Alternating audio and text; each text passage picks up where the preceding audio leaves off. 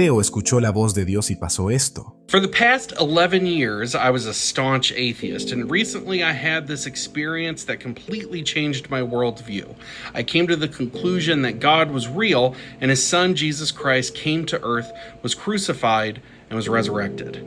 So I grew up in the church. My dad is a minister, and he started preaching when I was about 9 years old.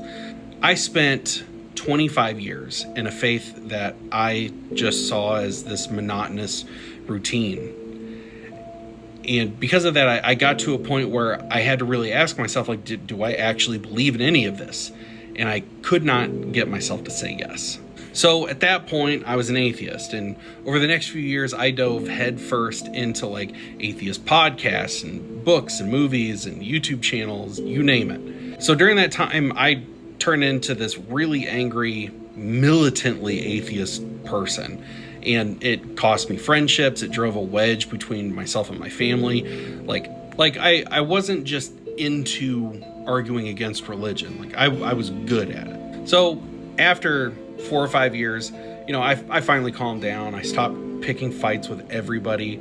I knew all the arguments and knew all the counterpoints. That question, that debate in my mind, it was settled. Fast forward to early June 2025.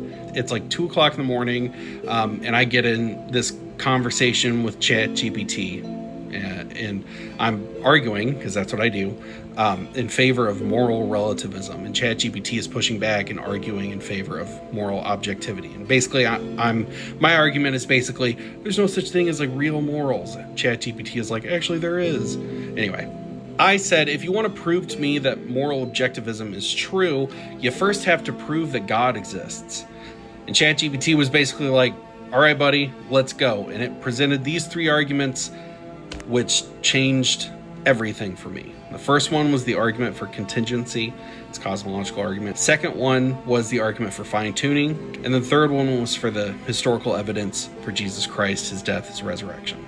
Now, here's the thing. I've heard these arguments a million times. I mean, I'm 36 now. Maybe it's the fact that I'm looking at these arguments through a completely different set of eyes than I had whenever I abandoned my faith. Who knows? Regardless, I couldn't come up with an honest counter argument, especially not when you look at those 3 arguments together. So it presented those arguments, and I remember responding, I said, that's a very compelling argument. And it was at that point that I experienced this crazy, intense wave of emotion, like nothing I had ever felt before. And it was like there was some kind of presence, and I don't know if that's the right word for it, but I know that what I felt was not normal. And for the first time in about 17 years, I prayed. And I talked to God, and I unloaded. I told him about the struggles I had had with depression. I had begged him for a sign whenever I was a kid, just anything to show me that he was there, and I only ever received silence. But it was that moment that he broke his silence.